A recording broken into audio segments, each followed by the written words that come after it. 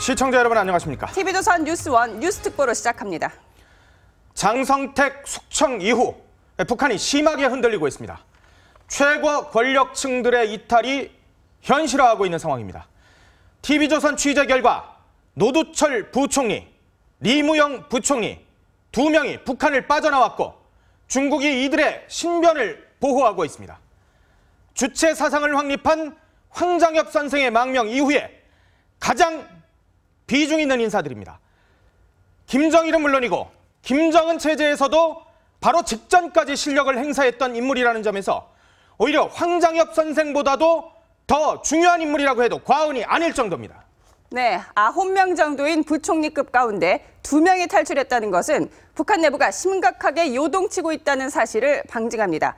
특히 노두철 부총리는 우리의 기획재정부 장관에 해당하는 아주 중요한 인사입니다. 더구나 김정은의 형 김정남도 베이징에서 중국으로부터 신변을 보호받고 있다는 얘기가 나오는 만큼 김정남의 망명 가능성도 배제할 수 없습니다. 장성택 숙청 이후 무너지고 있는 북한 최고위층의 탈출러시, TV조선이 단독으로 지금부터 집중 보도합니다.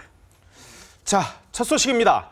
중국 당국이 장성택 실각 사태와 관련해 중국으로 탈출한 북한의 부총리 2명을 보호하고 있다고 중국 고위 소식통이 전했습니다. 북한의 부총리가 9명인데 그중 2명이 망명 요청을 하고 있다는 겁니다.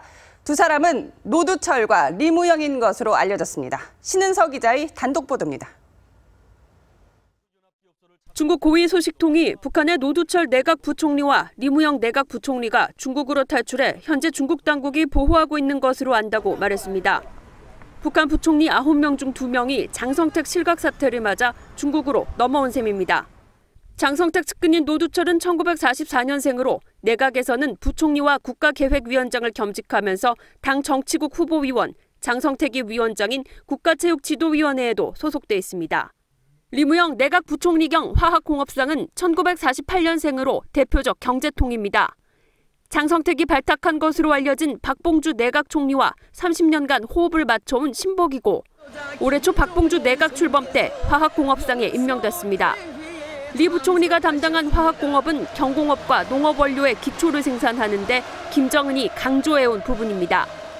경공업 전선은 농업 전선과 함께 현시기 경제강국 건설과 인민생활 향상을 위한 투쟁에서 화력을 집중해야 할 주타격 방향입니다.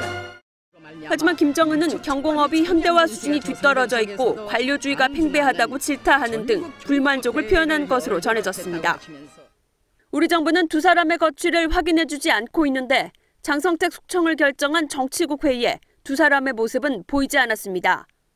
북한 고위급 인사의 망명이 확인될 경우 북한은 물론이고 한미중 3국 간의 신병 확보를 위한 치열한 신경전이 펼쳐질 것으로 보입니다.